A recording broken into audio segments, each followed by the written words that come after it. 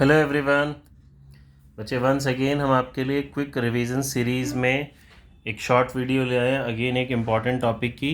आज हम बात करेंगे अपनी थर्ड बुक एनालिसिस बुक के फर्स्ट और सेकंड चैप्टर से रिलेटेड कुछ टॉपिक्स की। तो आज हम बात कर रहे हैं बच्चे financial statements of a company की।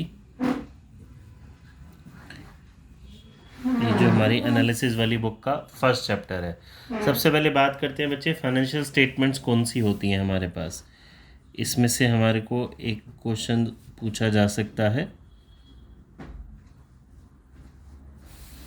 फाइनेंशियल स्टेटमेंट्स बच्चे पहली एक हो गई हमारे पास बैलेंस शीट,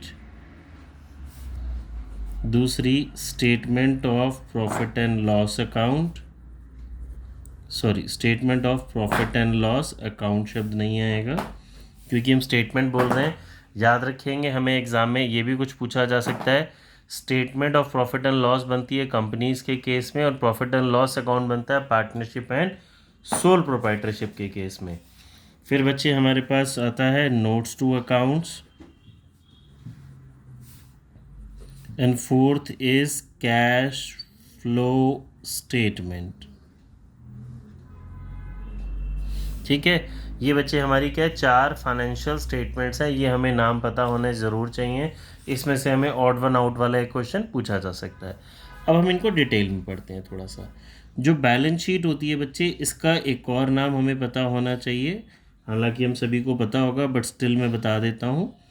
पोजीशन स्टेटमेंट।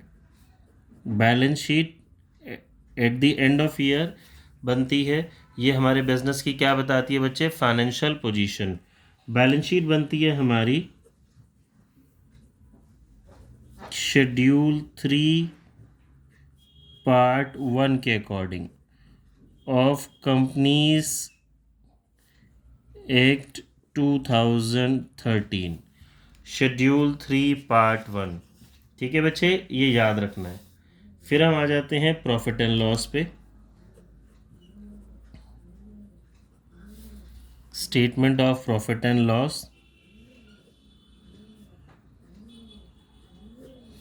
इसका एक और नाम बच्चे इनकम स्टेटमेंट। ठीक है, एक और नाम क्या हो गया, इनकम स्टेटमेंट। और ये हमारी प्रिपेयर होती है शेड्यूल 3 पार्ट 2।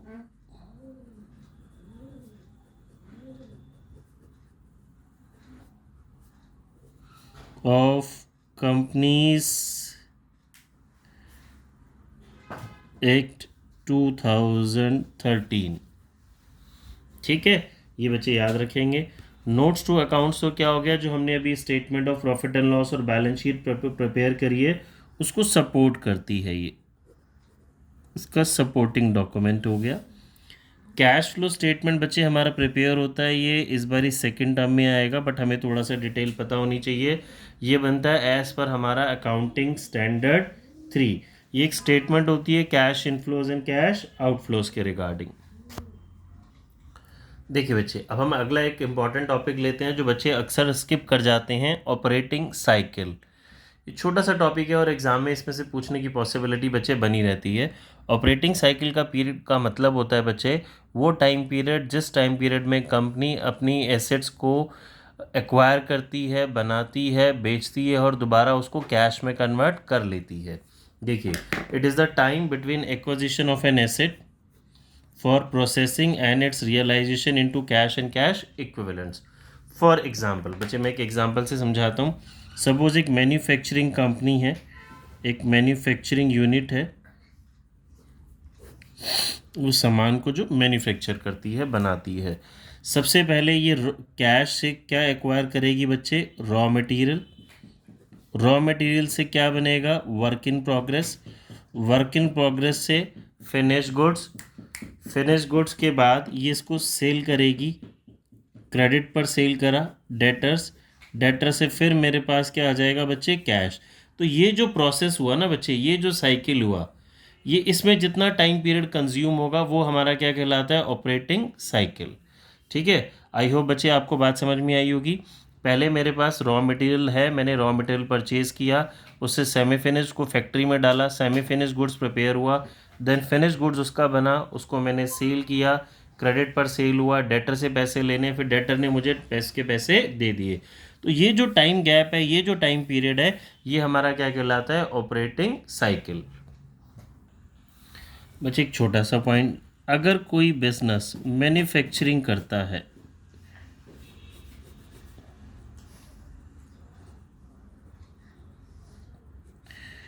मैन्युफैक्चरिंग अगर यूनिट है, तो उसका जो ऑपरेटिंग साइकिल होगा वो बच्चे ज़्यादा होगा।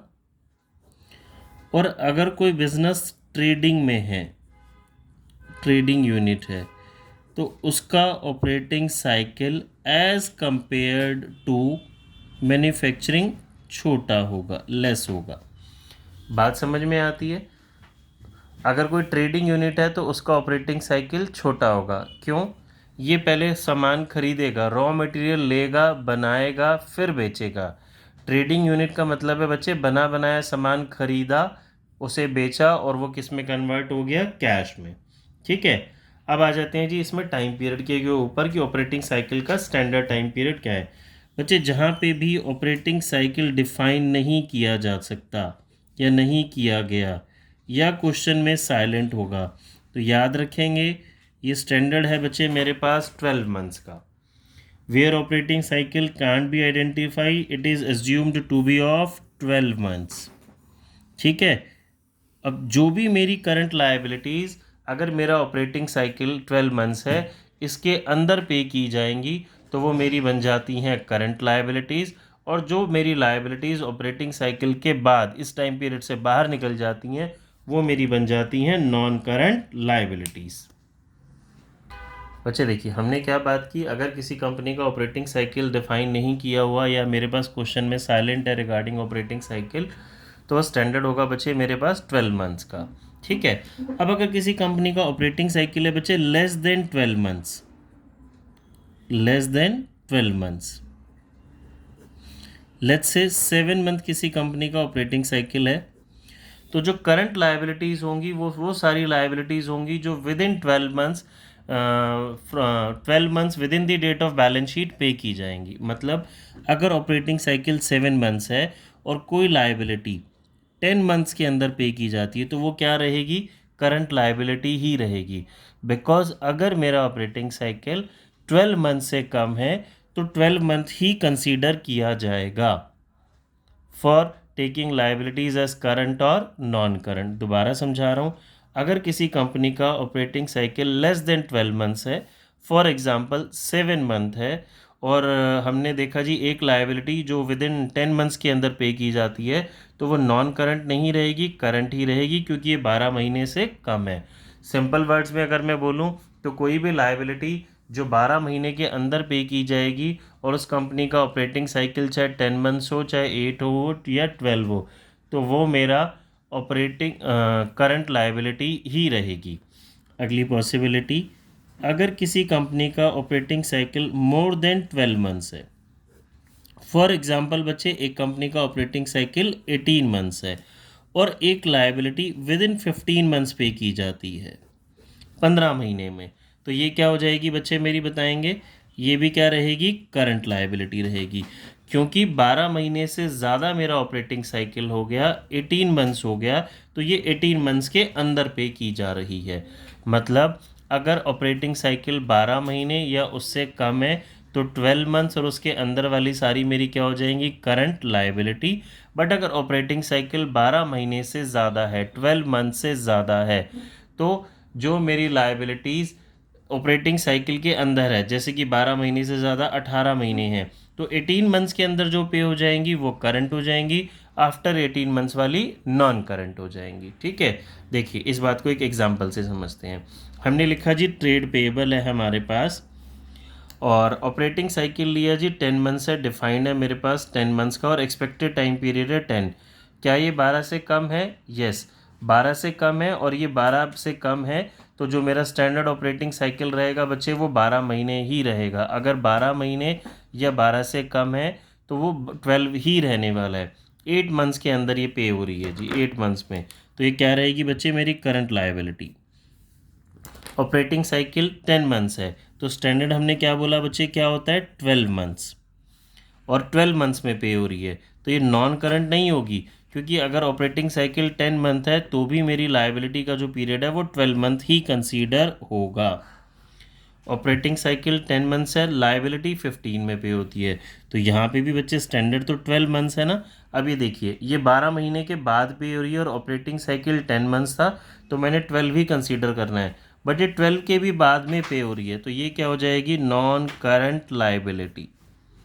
ठीक है, 18 मंथ्स ऑपरेटिंग साइकिल है, तो मेरे पास स्टैंडर्ड 18 रहेगा। बच्चे 12 या 12 से ज़्यादा, 12 से कम है तो आप स्टैंडर्ड किसे लेंगे, 12 को ही लेंगे। तो ये विद इन ऑपरेटिंग साइकिल पे हो गई, तो ये क्या हो गया, करंट लायबिलिटी। देखिए ऑपरेटिंग साइकिल है 18 months, expected time period to pay है 24 मंथ्स, मतलब ऑपरेटिंग साइकिल के बाद पे हो रही है, तो ये क्या हो जाएगा बच्चे, non current liability. I hope बच्चों आपको ये छोटा सा वीडियो सब अच्छा लगा होगा। अपने फ्रेंड के साथ बच्चे ज़रूर शेयर करें ये वीडियोस, और मिलते हैं नेक्स्ट वीडियो में। अच्छा, इस चैप्टर में अब मेन बच्चे हमारे पास रह जाता है बैलेंस शीट को लर्न करने का तरीका। वो ऑलरेडी उसके लिए मैं एक वीडियो अपलोड कर चुका हूँ पूरी बैलेंस शीट में, कि हेड और सब हेड लर्न करने का पूरा मेथड और उनके अंदर की डिटेल विद PDF, वो बच्चे आप वहाँ पे देख सकते हैं।